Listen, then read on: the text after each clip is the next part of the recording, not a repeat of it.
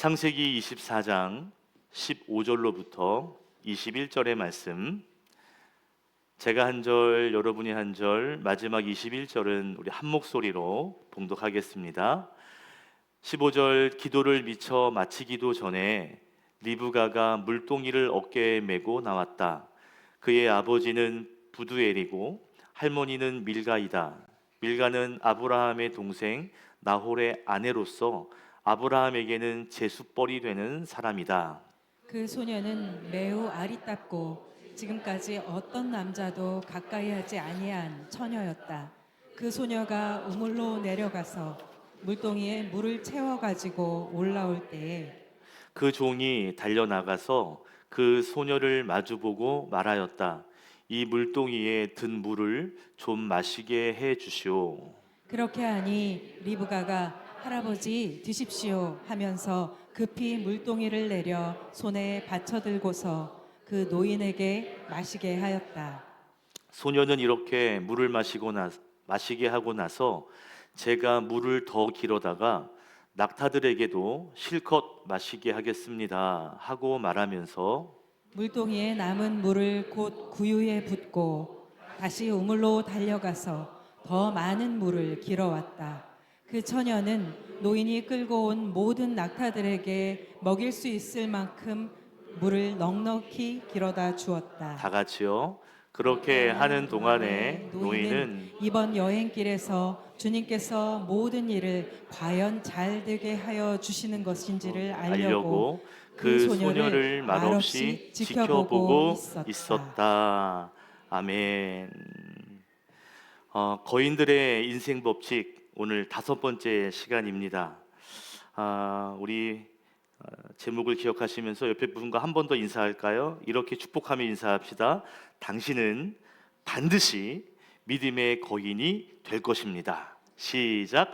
당신은 반드시 믿음의 거인이 될 것입니다. 아멘. 그대로 될 줄로 믿습니다. 아멘. 오늘 여러분에게 소개해드리는 믿음의 거인은 리브가입니다. 리브가는 아브라함의 아들인 이삭의 아내이죠. 여러분은 리브가 하면 어떤 믿음의 모습 또는 어떤 믿음의 사건이 떠오르십니까? 리브가. 리브가에게 이 믿음의 거인이라고 하는 호칭이 어울릴 만한 어떤 사건, 어떤 이미지가 있습니까? 별로 이렇게 신통치 않죠. 거인들의 인생 법칙이라고 하는 이 책을 시리즈로 설교하면서 오늘 5번째 시간이니까 그 앞에 4명의 거인들을 소개해드렸는데 기억나세요? 첫 번째가 노아였고요, 두 번째가 에스더였고요, 세 번째는 요셉이었고, 네 번째는 모세입니다. 자, 노아, 에스더, 요셉, 모세. 이 4명은 성경에서 나름 믿음의 사람이라고 불리는 사람이죠. 이런 사람들에 비해서 리브가, 이 여인을 믿음의 거인이라고 부르기에는 왠지 조금 약함 또는 좀 억지스러움이 있어 보이죠. 우리 생각에는요. 그런데 아주 유명한 구약학자인 윌터 브루그만이라고 하는 사람은 이 여인을 이렇게 평가했습니다. 리브가는 여자 아브라함이다. 리브가는 여자 아브라함이다. 브루그만 교수는 왜 이렇게 멋진 평가를 해주는 걸까요?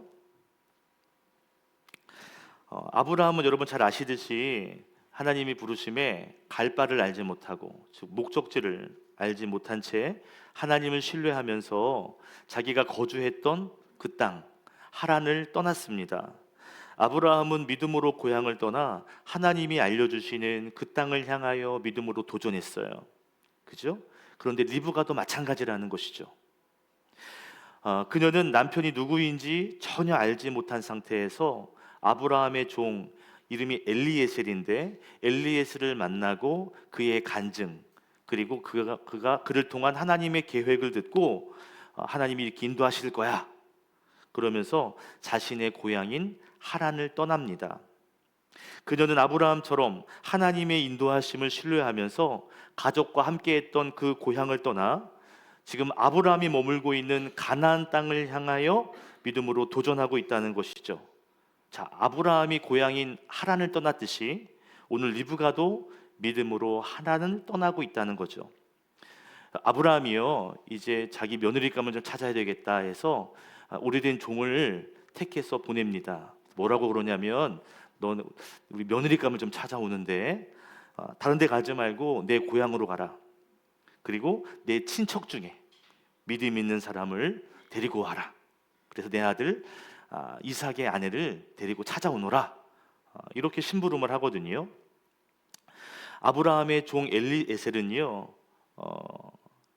그 명령에 순종해서 그래서 아브라함의 고향으로 갑니다. 그리고 그곳에서 리브가를 만난 거예요.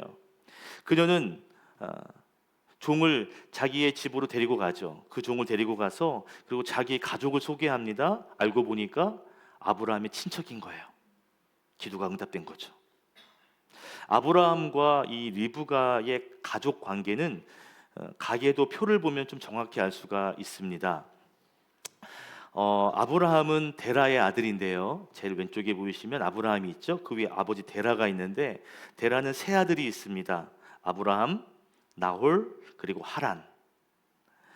가운데 나홀의 아들이 부두엘이고 그 딸이 리브가죠. 그죠? 그러니까 아브라함을 볼 때 이렇게 보면 조카 며느리가 되는 것입니다. 그러니까 며느리가 되기 전에 친척, 뭔 친척인 조카 며느리예요. 뭐 멀지도 않죠, 뭐 그죠? 이 정도면. 그러니까 아브라함의 종 엘리에셀이 이삭의 아내감을 찾아온 곳은 아브라함의 고향인 하란이었고 이 하란에서 리브가를 만난 거죠. 그리고 리브가는 아브라함처럼 하나님의 인도함을 따라 자신의 고향인 하란을 믿음으로 떠난 것입니다. 그러니까 윌터 브루그만 교수는 리브가가 아브라함처럼 믿음으로 떠나갔다. 그래서 여자 아브라함이다. 이렇게 불렀다는 것입니다. 리브가도 아브라함만큼이나 큰 믿음으로 결단한 것이죠. 결단해야만 했던 것입니다. 저는 아브라함처럼 리브가처럼 때로는 우리의 환경이 보이지 않더라도 믿음으로 결정하고 또 하나님께서 예비한 그곳을 향하여 전진하고 도전하는 믿음의 거인들이 바로 여러분 되시기를 주님의 이름으로 축복합니다. 아멘. 여러분 오늘 성경에 보면 리브가는 젊은 여자, 성경에는 소녀라고 그렇게 표현하고 있습니다. 젊은 여자 소녀가요. 남편의 얼굴도 아직 몰라요. 보지 못했어요. 뭐 전혀 모르는 곳이잖아요. 확신도 없어요. 확인도 안 해봤어요. 그런데 지금 살고 있는 이 안전한 곳을 떠나기로 결정했다. 여러분 리브가의 결단은 결코 쉽지 않았습니다. 특별히 이 여인이 용기 있게 이렇게 결정하는 것을 보면 저는 참 이 리브가가 당차다, 참 야무지다 이런 생각이 들어요. 그런데 이건 추측일 뿐이고 성경에서 분명히 말해주는 것은 리브가가 아리따웠다, 예뻤어요. 그리고 또 한 가지 성경에서 말해주는 것은 이 리브가가 건강한 여인이었다. 특별히 저 이렇게 표현하고 싶어요. 힘센 여자, 힘센 여자였다 라고 말하고 싶습니다. 왜 그러냐면 낙타에 물을 길어다 주는 모습을 보면 힘이 세다는 것을 알 수가 있다는 것이죠. 자, 10절에 보면 아브라함의 종이 이제 이삭의 아내감을 찾아 나갈 때 낙타 10마리를 이끌고 나갔다고 말합니다. 아브라함의 종은 이삭의 아내감을 찾아오라는, 여러분 굉장히 부담스러운 그런 심부름이죠. 중매해 보셨어요? 쉽지 않아요. 어려운 일이거든요. 그런데 자기의 주인의 아들, 그 며느리감, 그 아내감을 찾아오는 것 쉬운 일이 아니에요.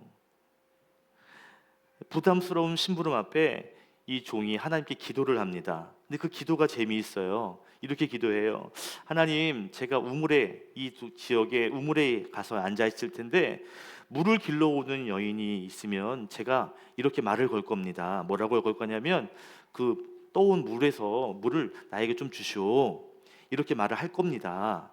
그러면 그 여자가 저에게 물도 주고 더 나아가서 내가 이끌고 온 이 낙타들에게 자기 스스로 물을 주겠습니다 하는 그 여인, 그 여자가 있다면 그를 주인의 며느리감으로인 줄 알겠습니다. 반협박 같은 그런 기도를 하고 있는 거예요. 그죠? 그런데 이 기도는 사실 굉장히 황당한 기도죠. 뭐 다 정해놓고 답을 정해놓고 그죠? 이렇게 해달라는 거잖아요. 그런데 여러분 기도한 대로 그대로 이루어지죠. 오늘 리브가가 우물가에 왔습니다. 물을 깃고 있어요. 물을 달라 그랬더니 기도했던 것처럼 뭐라고 말하죠? 당신 낙타에게까지도 제가 물을 마시게 해드리겠습니다. 그러면서 물을 길러와서 물을 먹이게 했다는 것이죠. 기도가 응답된 것입니다. 우리 19절과 20절 말씀을 함께 읽겠습니다. 시작. 소녀는 이렇게 물을 마시게 하고 나서 제가 물을 더 길어다가 낙타들에게도 실컷 마시게 하겠습니다 하고 말하면서 물동이에 남은 물을 곧 구유에 붓고 다시 우물로 달려가서 더 많은 물을 길어왔다. 그 처녀는 노인이 끌고 온 모든 낙타들에게 먹일 수 있을 만큼 물을 넉넉히 길어다 주었다. 자, 리브가는 10마리 낙타에게 충분히 먹을 수 있을 만큼 넉넉히 물을 길어다 주었습니다. 쉬운 질문인데요. 사람과 낙타 중에 누가 물을 더 많이 마실까요? 낙타. 당연한 거죠. WHO라고 하는 세계보건기구에서 하루 사람이 마셔야 되는 하루에 마시도록 권장하는 물 섭취량이 있습니다. 얼만큼일까요? 맞아요. 1.5에서 2리터입니다. 그런데 여러분 2리터 맞으세요? 마시고 계세요? 잘 안 마시죠. 2리터 마시는 게 쉽지 않아요. 그죠? 낙타는 평균 얼마를 마시느냐? 100리터를 마십니다. 100리터. 뭐 낙타마다 좀 차이가 있지만 뭐 70부터 뭐 130까지 뭐 이러니까 보통 평균 한 100리터 정도 마신다는 거죠. 여러분 그 석유통 같은 거 있잖아요. 20리터짜리를 5통을 마시는 거예요. 그것도 한 번에 원샷으로 마십니다. 낙타가 이렇게 물을 마시면 4일에서 5일 동안 물을 마시지 않고 버틸 수 있다 그래요. 그리고 쉬지 않고 사막 한 340km를 걸어갈 수 있다고 합니다. 뭐 적게는 뭐 300km, 많게는 340, 뭐 이렇게 걸어갈 수 있다고 해요. 그 물을 보충하고, 그렇죠? 지방을 보충하고 그리고 살아가는 거예요. 낙타의 특징은요. 그래서 다른 동물에 비해서 물을 많이 마신다는 거. 그리고 물을 또 빨리 마신다는 특징이 있답니다. 제가 인터넷에 쳐봤거든요. 낙타가 100리터의 물을 마시는데 평균 얼마나 걸릴까? 얼마나 걸릴 것 같으세요? 성경이래. 인터넷을 보니까 10분 정도면 100리터를 마신다는 거죠. 근데 생각해 보세요. 이렇게 많은 물을 마시는 낙타에게 넉넉히 물을 길어다 주었다. 그러면 여러분 힘이 보통 좋은 게 아니에요. 그죠? 아까 성경에 보니까 어깨 메고 왔다고 하는데요. 몇 번을 왔다 갔다 해야 되겠어요. 여러분 특별히 리브가가 물을 길어왔다라고 말하잖아요. 그리고 이 이야기의 배경이 되는 장소가 나홀성입니다. 이 나홀성은요 한마디로 물이 귀한 장소예요. 물이 귀한 곳입니다. 그래서 우물이 그냥 우물이 아니라 약간 밑으로 지하로 내려가 있는, 그래서 한 거리가 한 30m 정도 내려가져 있는 파여진 우물이라고 알려져 있어요. 그러니까 여러분 우물에서 물을 이제 길어 오려면 물동이를 어깨에 메고 한 30m 정도를 내려가서 물을 길고 다시 30m를 올라와야 되는, 약간 계단을 오르고 내리고 해야 되는 그런 과정이 반복되는 것이죠. 우리 본문 16절에 보면 이렇게 말합니다. 그 소녀가 우물로 내려가서 물동이에 물을 채워가지고 다시 올라왔다. 그러니까 옆에 있는 물을 퍼다가 이렇게 나귀에게 준 것이 아니라 내려가서 우물을 푸고 다시 올라오고 물 부어주고 올라가고 내려가고를 여러 번 반복해야만 했다는 것이죠. 여러분, 이런 방식으로 10마리의 낙타를 넉넉히 마시게 했다. 여러분, 100리터 잡으면 10마리니까 1000리터, 1톤이에요. 1톤. 놀라시지도 않아요. 1톤의 물을 마시게 하는 것, 여자가 하는 거 쉬운 일이 아닙니다. 거인들의 인생 법칙이라고 하는 책에서 저자는 낙타가 80리터 정도 마신다고 계산을 한번 해봤어요. 표를 가지고 왔는데요. 이런 계산법이 나옵니다. 낙타가 10마리죠. 한 마리당 80리터를 마실 거 아니에요. 그럼 총 몇 리터예요? 800리터. 아까 뭐 1톤도 얘기했지만 800리터로 잡고, 800리터는 20리터짜리 뭐 바가지 또 물동이를 40번 이렇게 왔다 갔다 물깃기를 해야 된다는 거예요. 그리고 이 40번의 물깃기, 한 번 물 기를 때마다 3분 정도를 뭐 잡는다면 40번이면 2시간을 해야 된다는 거죠. 그러니까 여러분, 우리가 언뜻 생각하기에 낙타에게 물 좀 주는 것이야 뭐 대단한 뭐 별거 아니지 뭐 이렇게 생각할 수 있지만, 리브가가 이렇게 10마리의 낙타에게 물을 먹이게 하는 일에는 최소한 2시간 이상의 시간이 소요되었다라는 것입니다. 뿐만 아니라 많은 에너지를 소비해야만 했다는 것이죠. 2시간 동안 물통을 들고 여러분 왔다 갔다 계단 오르락내리락 해보세요. 막노동이에요, 이건요. 그죠? 거의 막노동 수준이라고요. 쉬운 일이 아닙니다. 그런데 그렇게 했다는 것이죠. 그러니까 여러분, 이 아브라함의 종이 하나님께 기도할 때, 하나님, 여인을 만나서 물을 달라고 하면 이렇게 하겠다고 해주세요. 이 기도는요, 굉장히 황당한 기도고요, 엄청난 기도인 거예요. 이런 사람이 있겠어? 이러고 기도한 거라고요. 리브가는요, 하나님의 종 엘리에셀에게 매우 헌신적이고 그리고 매우 관대한 태도로 섬긴 것입니다. 자, 그래서 어떤 학자들은 이 종이 이렇게 기도했다, 이런 여인을 만나게 해주세요라고 기도했다는 이 기도를 뭐라고 표현하냐면, 매우 영악한 인격과 체력을 테스트했다. 매우 영악하게 테스트를 하는데 두 가지를 테스트한 거예요. 하나는 인격을 테스트하고 또 하나는 체력을 테스트했다는 거죠. 어떻게 이런 거 시켜요? 물 어떻게 줘요? 이럴 수도 있다고요. 물 낙타까지 먹여달라고 만약에 말을 했다면 못해요, 이럴 수 있다고요. 그런데 오히려 자진해서 그 일을 하는 사람, 그만한 인격과 체력을 이 종이 아주 영악하게 그렇게 테스트한 그런 기도였다, 그런 부탁이었다라고 말하죠.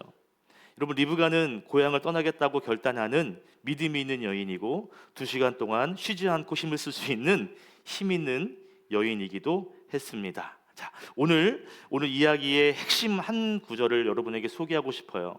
메인 아이디어인데요, 바로 리브가의 관대함입니다. 오늘 다른 건 다 기억하지 않더라도 이 관대함이라는 단어, 다른 말로는 친절함이라고 하는 단어는 머리에 꼭 기억하셨으면 좋겠어요. 리브가는 지금 아브라함의 종 엘리에셀에게 매우 헌신적이고 아주 관대한 태도로 대접하고 있습니다. 리브가의 이 관대함 또는 친절함은 물의 양뿐 아니라 물을 주는 자세에서도 확인할 수가 있거든요. 우리 18절의 말씀을 읽어볼게요. 시작. 그렇게 하니 리브가가 하나님 드십시오 하면서 급히 물동이를 내려 손에 받쳐 들고서 그 노인에게 마시게 하였다. 네, 오늘 아브라함의 종 엘리에셀 나이가 많았습니다. 보기에 할아버지 같았어요. 물을 달라고 하니까 급히 물동이를 내려가지고 잘 드실 수 있도록 물동이를 받쳐들고 있다는 것입니다. 이런 모습을 통해 알 수 있는 것은요, 리브가의 관대함이죠. 나이 많은 노인이 아마 지쳐서 물을 달라고 하는 걸 거야. 그녀는 이렇게 생각하고 친절하게 또 배려심 있게 이렇게 대접하고 있는 것이죠. 자, 그렇다면 여러분에게 이런 질문을 드리고 싶어요. 여러분은 누군가 여러분에게 도움을 요청할 때 여러분은 어떻게 행동하십니까? 단도직입적으로 질문하면 여러분은 그리스도인으로서 얼마나 친절하십니까? 얼만큼 친절하신 분이시죠? 우리가 그리스도인으로 살면서 예배하는 것 중요하고 하나님께 봉사하는 것 중요하지만 세상을 살아갈 때 뭐 이렇게 친절하게 하는 게 뭐 그렇게 중요한가 이렇게 생각하는 분이 있어요. 그래서 남과에게 대할 때 매우 인색하게 대하는 그런 분들도 계시고요. 그런 태도가 별 이상하지 않게 생각하는 분들도 있습니다. 근데 기분 좋으면 기분 좋게 대할 수도 있고, 내가 시간이 있으면 뭐 도와줄 수 있는 거지. 그러면서 신앙과 어떤 이런 친절한 태도를 연관하지 않고 그냥 뭐 내 허락이, 내 환경이 또는 내 시간이, 내 건강이, 내 재정이 허락되는 안에서 뭐 도와줄 수도 있고 못 도와줄 수도 있고 그런 거지 뭐, 이렇게 생각한다는 것이죠. 남들에게 인색하게 대해도 전혀 그것이 신앙과 연관하여 생각하지 않는 그런 경향이 많다는 것입니다. 많은 성도들이 믿음의 행위와 관대함을 연결하지 않고 살아가는 것 같아요. 그런데 여러분 잘 생각해 보면 성경에 나오는 믿음의 사람들 또는 믿음의 거인들, 그들의 삶의 특징을 보면 관대함이 있습니다. 하나님을 섬기기 때문에 세상에서 관대함이 있어요. 예를 들면 믿음의 조상 아브라함이요. 창세기 18장에 보면 세 명의 지나가는 방문자들을 아주 극진하게 대접하죠. 음식과 고기와 빵을 제공하면서 환대합니다. 창세기 18장에 보면 이 세 명의 낯선 이들은 하나님이 보낸 천사였거든요.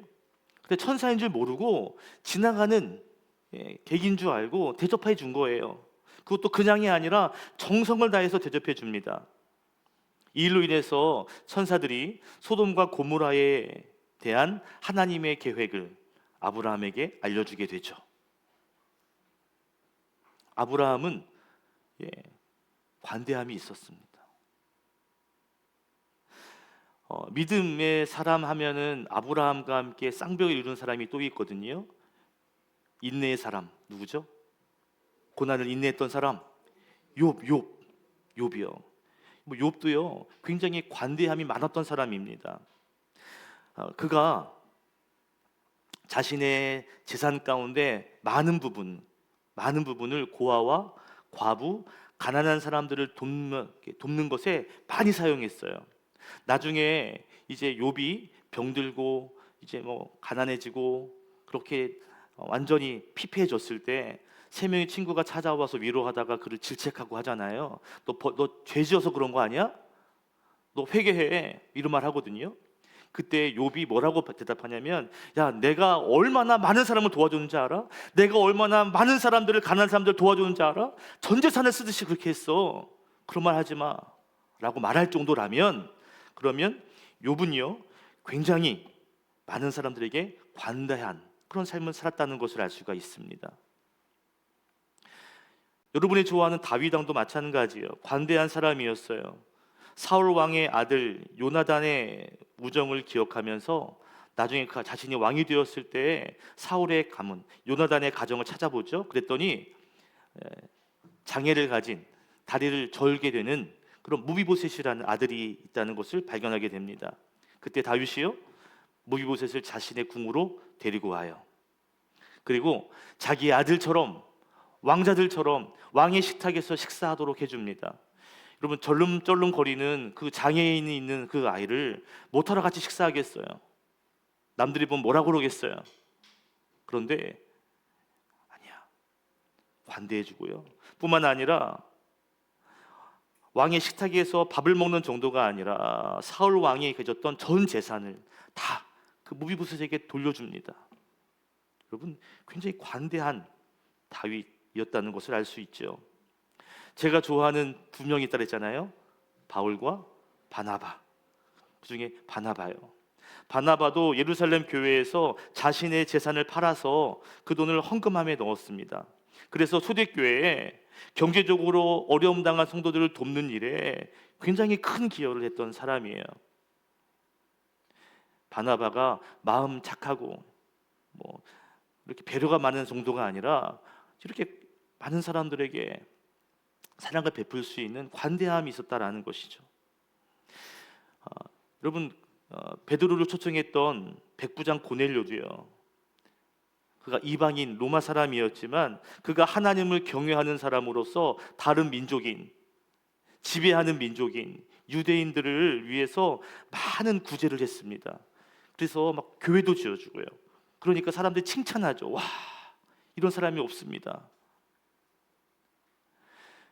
믿음의 사람은요, 예배만 잘 드리는 것이 아니라 관대함과 친절함으로 살아가는 사람인 줄로 믿습니다. 그러니까 믿음의 행위와 관대함을 우리는 연결 지을 수 있어야 한다라는 것이죠. 하나님을 잘 섬기는 사람들, 예수님을 나의 주인 삼고 예수님의 마음을 품고 사는 사람이라면 우리는 관대한 삶을 살아내야 한다라는 것이죠. 오늘 나누고 싶은 교훈이 있습니다. 우리 인생이 아무리 바쁘고 분주하고 내 인생이 버거울지라도 누군가 여러분 인생이 찾아와서 도움을 요청할 때 믿음의 거인인 오늘 리브가는 이렇게 조언합니다. 이렇게요. 남이 필요로 할 때, 남이 도움을 요청할 때 넘치도록 도와주십시오. 이것이 리브가의 인생 법칙이었어요. 다른 말로 하면 최고의 관대함을, 최고의 친절함을 베푸십시오. 리브가는 상대방의 기대치를 훨씬 넘어서는 그런 관대함과 친절을 베풀었습니다. 여러분, 오늘의 세대는 어떤 세대입니까? 그녀가 말하는 관대함과 정반대인 시대 아니에요? 그죠? 오히려 인색하게 사는 건 내 것만 다 아끼며 사는 것이 지혜로운 거라고 말하는 시대 아닙니까? 오늘날 대부분의 사람들은요, 가급적 내게 요구되는 것은 최소화시키고 내가 얻을 수 있는 것은 최대화해서 뽑아먹는 이런 생각으로 살아요. 다른 말로 하면 최소 비용으로 최대 효과를 창출하기를 좋아합니다. 안타깝게도 이 마음들은 수많은 신앙인들의 사고와 그리고 생활 방식에 스며들어 있습니다. 교회에서 봉사할 때도 최선을 다하는 게 아니라 내가 할 수 있는 만큼 정해놓고 그만큼 합니다. 예배를 드릴 때에도 내가 할 수 있는 만큼, 신앙생활도요, 내가 할 수 있는 만큼 드리고 하나님에게는 최대의 복을 주세요. 기대하는 거예요. 자신이 해야 할 그 이상의 일은 하지 않으려고 합니다. 여러분, 만약에 반대말을 찾는다면 관대함, 이곳에 반대말을 성경에서 찾으라면 뭐가 될까요? 관대함, 친절함, 반대말은 인색함이라고 생각하실 줄 알았습니다. 그런데요, 관대함의 반대말은 율법주의입니다. 율법주의는 뭐냐면 자신이 복을 받기 위해, 내가 구원받기 위해 그만큼의 신앙생활을 하는 거예요. 종교적인 활동을 하는 거예요. 내가 구원받기 위해, 내가 복을 받기 위해 요만큼 하는 것이죠. 그 이상 하지 않습니다. 율법은 귀한 거죠. 율법주의는 나를 위한 노력을 할 뿐, 남을 위한 그 어떤 친절을 베풀 필요가 없는 거죠. C.S. 루이스는 관대함에 대해서 이런 말을 했는데 같이 한번 읽어보겠습니다. 시작. 관대함이란 나의 풍요로움에서 남는 것을 주는 것이 아니라 내가 가진 것에서 희생을 통해 나누는 것이다. 관대함은 내가 시간이 있고 재정이 있고 뭐가 있어서 남는 것을 주는 것이 관대함이 아니라 내가 가지고 있는 것에서 내 것을 희생하며 내 것을 나누는 것, 이것이 관대함이다 라고 말했습니다. 우리는 좀 내가 있는 거에서 좀 떼어가지고 주는 걸 관대함이라고 생각하는데요, 그건 관대함이 아니라는 거예요. 진짜 관대함은 없어도 내 것을 나누는 것입니다. 여러분, 타인을 위한 희생 쉽지 않습니다. 그것이 에너지든 시간이든 물질이든 그 어떤 것이든 나와 상관없는 사람에게 내 것을 희생한다? 쉽지 않습니다. 아깝거든요. 손해보는 것 같거든요. 쉽지 않습니다. 어떻게 하면 우리가 이렇게 관대함을 베풀 수 있을까요? 기독교 영성가인 헨리 나우웨는 우리가 관대할 수 있는 비결을 하나 알려주는데요, 같이 읽겠습니다. 시작. 우리가 다른 사람과 고통을 공유하며 그들의 필요를 내 필요처럼 받아들이게 될 때 우리는 관대하게 행동할 수 있다. 아멘. 남이라고 생각하면요, 뭐 관심도 없는데 뭐. 그런데 그 사람이 나와 가까운 사람이라면, 그래서 그 사람의 고통을 내가 공유한다면, 그러면 관대해 줄 수 있는 거죠. 그 사람의 필요가 마치 내 필요처럼 느껴질 때 관대하게 행동할 수 있다라고 말합니다. 우리는 관대하게 살아가고 또 이렇게 친절하게 살아가고 싶은데 막상 그게 잘 되지 않는 이유가 뭘까요? 손해가 될 것 같고 너무 아깝고, 내가 이렇게 해버리면 그 다음에 밀려오는 일들이 더 많아지고 시간도 더 필요하고 이러니까 못하게 되는 거거든요. 그죠? 나를 위해 못하는 거예요. 그 사람의 고통이 내 고통이라면 할 수 있는데 내 고통이 아니니까 못하는 거야. 그 사람의 필요가 내 필요가 아니니까 못하는 거예요. 맞죠? 그런데 여러분, 우리가 이렇게 손해가 될 것 같고 뭔가 관대하게 나아가면 불편해질 것 같아서 머뭇거리게 되지만, 그런데 오늘 리브가의 이야기를 보면 그녀는 이 관대함을 통해서 많은 선물을 받게 됩니다. 복을 받게 되죠.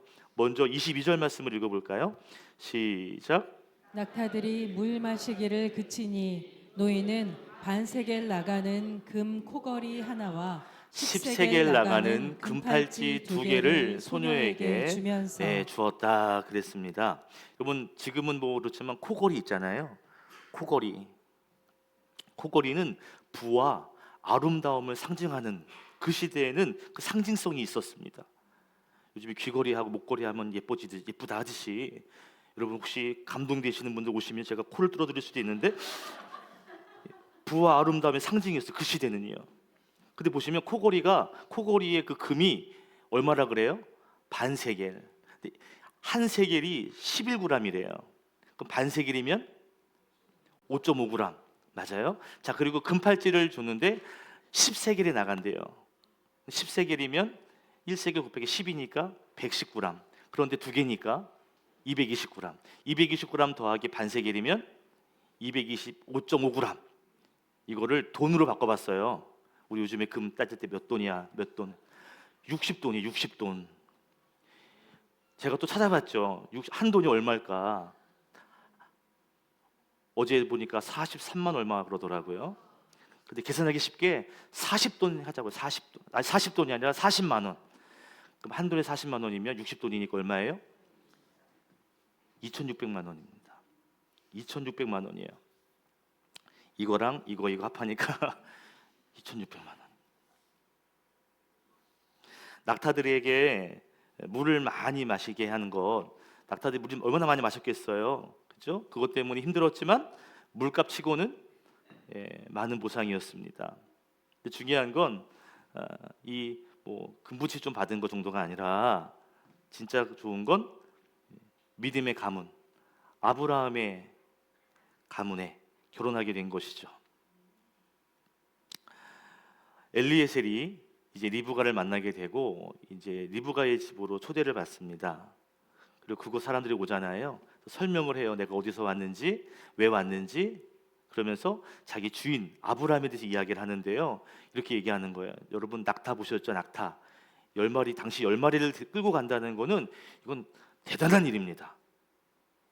그리고 팔찌, 코걸이 보여줬잖아요. 보여주면서 이건 아무것도 아니에요. 우리 주인은 엄청 부자입니다. 그리고 그분에게는 외아동 아들이 하나 있습니다. 그리고 그 아들과 결혼하는 겁니다. 엄청 어필합니다. 그 가족들에게. 그러니까 리브가는요, 지나가는 한 노인에게 관대하게 대접해 줌으로써 사실 놀라운 축복을 받게 된 것이죠.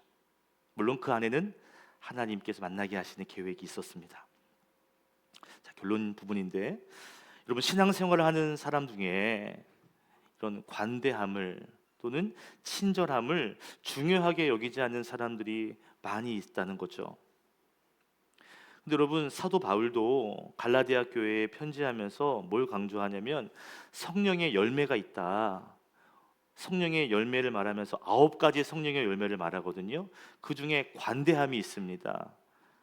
우리 갈라디아서 5장 22절부터 23절 우리 9가지 성령의 열매만 읽어볼게요. 시작. 사랑, 기쁨, 화평, 인내, 친절, 선함, 신실, 온유, 절제. 자, 여기에서 관대함은 어떤 단어일까요?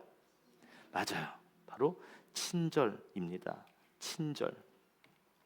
옛날 성경에는 자비라고도 번역이 된 단어입니다. 재미있게도 1세기 사람들이 이 헬라어를 통해서 이 크리스토테스라고 하는 게 친절이고요. 이것이 형용사로 친절한이라고 할 때는 크레스토스거든요. 친절한이란 단어는 크레스토스인데요. 그리스도라고 하는 크리스토스 발음이 되게 비슷하죠. 그죠? 크레스토스는 친절한, 크리스토스는 그리스도. 너무 이게 발음이 비슷하다 보니까 예수 믿는 사람을 그리스도인, 크리스토스라가 아니라 크레스토스라고 잘못 부르기도 했다는 것이죠. 발음이 비슷하니까요. 그런데 이 성령의 9가지의 열매를 자세하게 설명하는 이 열매 맺다라고 하는 책에 보면 저자는 이렇게 말합니다. 어쩌면 크리스토스를 크레스토스로 잘못 부르는 것, 이것이 어쩌면 너무나 적절한 표현이기도 하다라고 말했습니다. 무슨 말이죠? 그리스도인에게 친절한 사람이라고 잘못 말하는 것, 그게 그렇게 잘못되지 않았다는 거예요. 당연하다는 것입니다. 그러니까 당시 1세기 사람들은요, 핍박이 있고 고난이 있고 어려움이 있었지만 주변 사람들에게 어떤 사람이라고 불렸다는 거예요? 친절한 사람. 예수 믿는 사람은 친절한 사람, 관대함이 있는 사람, 그렇게 불려졌다는 거죠. 그게 하나도 이상하지 않았다는 거예요. 여러분은 관대하십니까? 기분 좋을 때는 관대했다가 기분 안 좋을 때는 말도 안 하고 찬바람이 생생.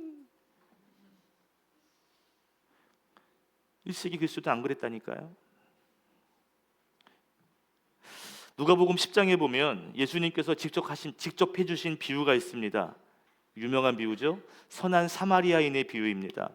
어떤 사람이 지나가다 강도를 만났어요. 옷도 빼앗기고 물건 빼앗기고 매를 엄청 맞았습니다. 죽을 만큼 맞았어요. 길바닥에 쓰러져 있습니다. 그때 마침 제사장이 지나가고 레위인이 지나갑니다. 성경에 보면 강도 만나 쓰러져 있는 사람을 보았지만 성경에는 피해서 지나갔다 그랬어요. 제사장 어떤 사람이에요? 예배 인도하는 사람이에요. 제사 인도하는 사람이에요. 레위인 그 도와주는 사람이에요. 예배와 관련된 사람, 예배를 중요하게 여기는 사람이에요. 그런데 사람이 죽어가는데 피해갑니다. 그런데 모든 사람들이 무시했던 사마리아 사람, 그 사람은 성경에 보면 그를 보고 측은한 마음이 들었다 그랬습니다. 그의 고통이 나의 고통처럼 다가온 거죠. 그도 불쌍한 사람이에요. 사마리아는 취급받지 못했어, 사람으로. 그런데 그의 고통을 나의 고통으로 여깁니다. 그리고 자신이 가지고 있는 올리브 기름과 포도주를 꺼내서 그 상처에 발라줍니다. 뿐만 아니라 자기가 데리고 온 짐승에 그를 태워가지고요, 여관으로 데리고 가서 하루 종일 밤새 그를 보살펴줘요. 다음 날 여관 주인에게 2데나리온을 주면서 내가 잠시 볼 일이 있습니다. 다녀올 텐데 그때까지 이 돈으로 이 사람을 좀 보살펴 주십시오. 만약 제가 돌아올 텐데 그때 추가되는 비용이 있다면 제가 돌아와서 다 갚겠습니다. 다 지불하겠습니다. 그러니 이 사람 살려주십시오. 부탁드립니다.